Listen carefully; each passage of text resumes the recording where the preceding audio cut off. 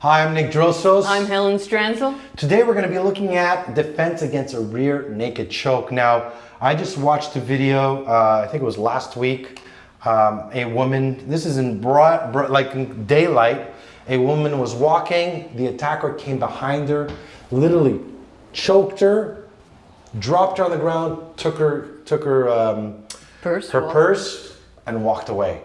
And as the woman was being choked, she had no clue what to do. Her hands, she was just, I think panic set in, which is kind of normal. And especially if you've never trained and you don't know what to do, she was just standing there. She was, didn't really attempt to even fight back. I think panic set in. And within a few seconds, she was choked out. Now, we talked a lot about awareness, and awareness, again, we're going to emphasize this throughout almost every video, that how did your attacker manage to get behind you this close? How did the arm come around, get to this point, and decide to choke, where at no point did you hear him, maybe feel something? At what point did he manage to even slip the arm without you even turning around, bringing your arms down, finding a way to at least not allowing to complete that choke? So a lot of this comes down to awareness, right? So when you're walking down the street, again, you always want to keep your awareness. You want to, if you hear something, is turn around, look at him, face him, create space, create distance, and don't let the person get this close. Now, it's easier said than done. When I watched this video, it was literally in complete daylight. I believe it was in New York City, and I saw it and I was like, and nobody was around. There was a camera, and that's why they managed to post the videos so they can catch him. And I was like, probably she was like, who's gonna attack me in broad daylight in the middle of a street? Well, I've done this many times where I've turned around, and even though I want to go this way, I've changed my direction just at the last second, and I banged into him, and then I just kept walking. And that's a great way as well. And we're going to talk about the choke, but that's a great way to know if somebody's following you, right? So I tell women, if you're walking down the street and somebody's behind you and you think they're following you, one, just cross the street. Right? By you crossing the street, you created a gap between you and your attacker. You see him cross the street, fight is on. The fight doesn't start the moment the choke is on. The fight starts at that very moment. You know you're being followed. What you do from that moment will determine whether your attacker is behind you or choking you or whatever move he's going to do, whatever attack he's going to do next.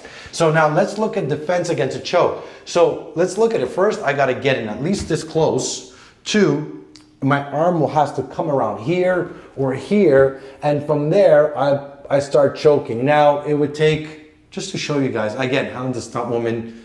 She was a bouncer in clubs. She's the most badass woman I've ever met in my life. Sorry, Helen, I'm gonna say it. And I'm gonna actually choke her.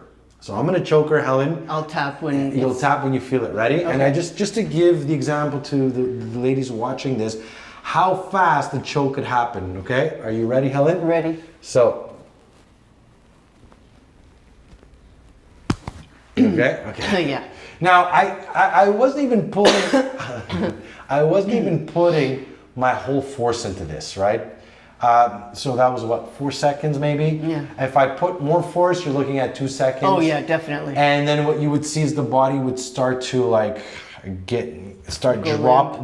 go limb. And after that, person goes down. Now, working in clubs, we've choked out people. Yep. And it was my favorite move. It works. Doesn't matter how big they are. When you put in that choke, it's effective, especially if you know how to put it on properly. So defense against it, right? We've looked at a lot of defenses when the chokes are on, right? And a lot of the systems are teaching stuff that would never work. And we've pressure tested it, and I've pressure tested it with big guys, strong guys, and a lot of the defense doesn't work. So what I want to look at this video is, how do you not allow the person to complete the choke, and how you can strike. So if I'm here and I do this and you see this, it's as simple as that.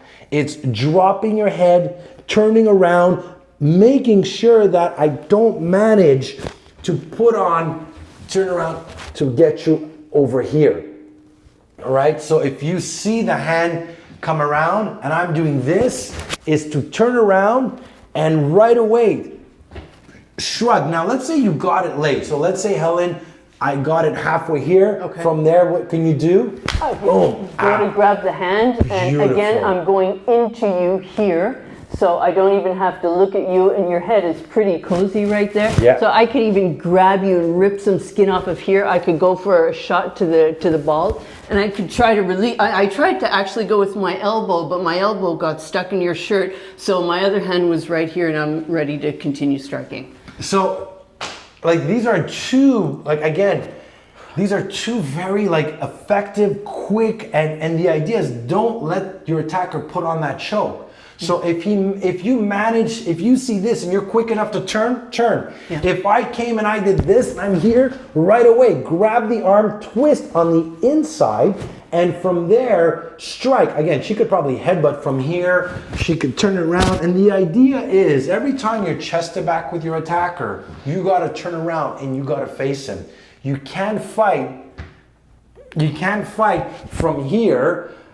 Even if you try to elbow, you could probably throw some elbows, but it won't do much. From this position, what you should be focusing is how am I going to strike and create opening and turn around and use your whole body to turn around and strike with whatever you have as quickly as possible. Okay? Now, if he puts on the choke, so if I'm here, right, and I'm doing this, and the reality is any really good expert grappler, and most people who will use this are not expert grappler, but a good grappler, it is very hard to defend against, right? That's why we want to focus on this before.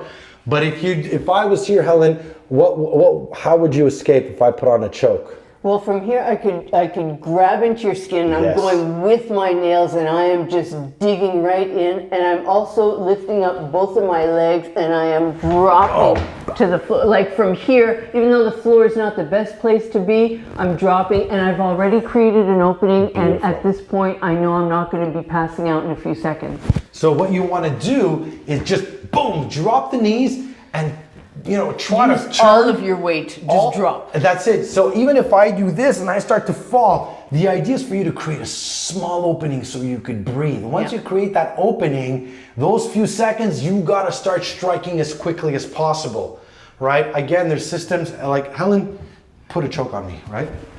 I'm going to tap. Okay. Ready? Go. Yep.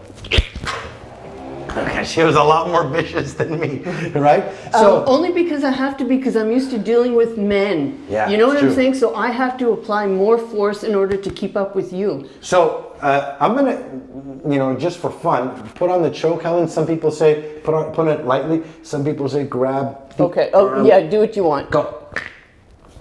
Okay. Right. A lot of this stuff doesn't work, right? So like Helen said, you can drop the weight, boom, on the floor. Now, if even we ended up here, again, it's a matter of balancing, and it's a matter of being able to create any kind of opening. So drop the weight, flip the person over, and if you, from here, you could also, just like Helen said, boom, drop it against the shoulder, strike low, headbutt, strike high. But the objective, again, if there's something we want you to take out of this lesson, is use your awareness.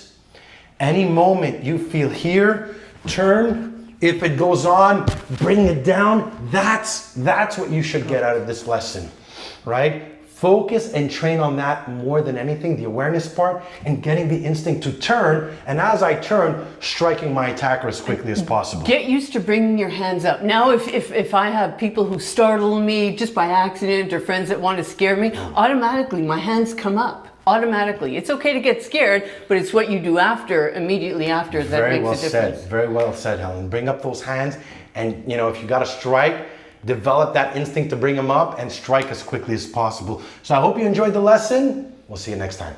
Bye.